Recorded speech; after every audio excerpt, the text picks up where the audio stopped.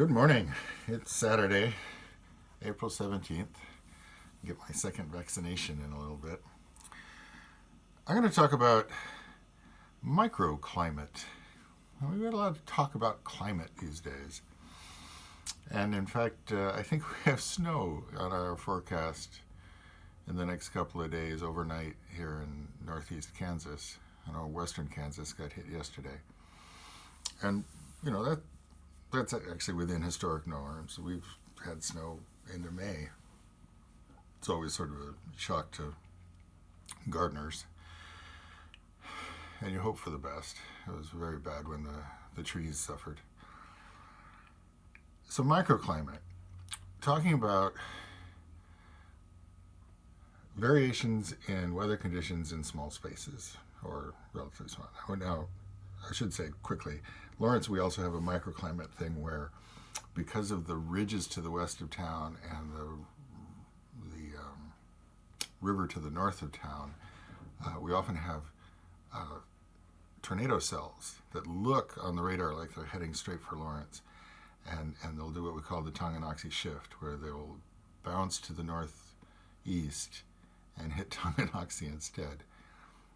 And it must be very frustrating to traditional meteorologists because they're looking at all this and it's like, what? Well, the shape of the ground matters. The river matters. It has influence, particularly when anything in the climate is happening low to the ground. And that cuts to what I'm talking about here.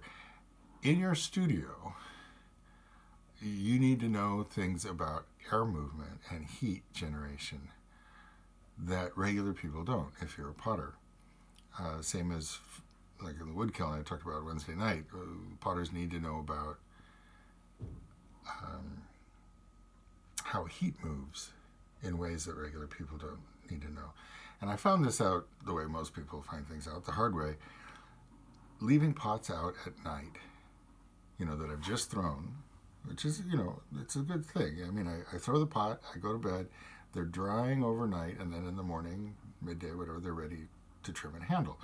It's a good way not to get at them too quickly. If you throw them in the morning, then all day you're sort of like, are you ready? Are you ready?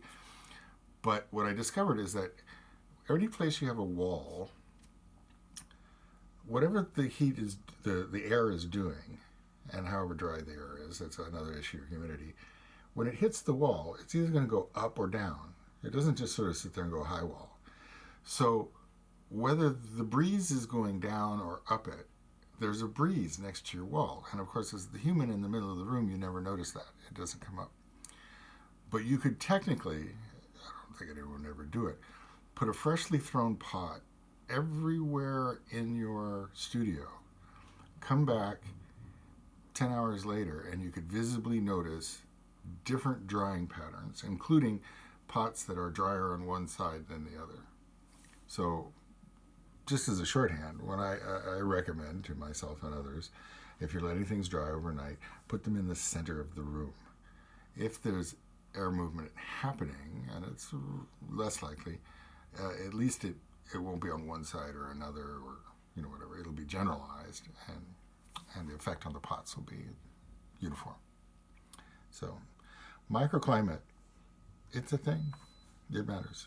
Have a good day.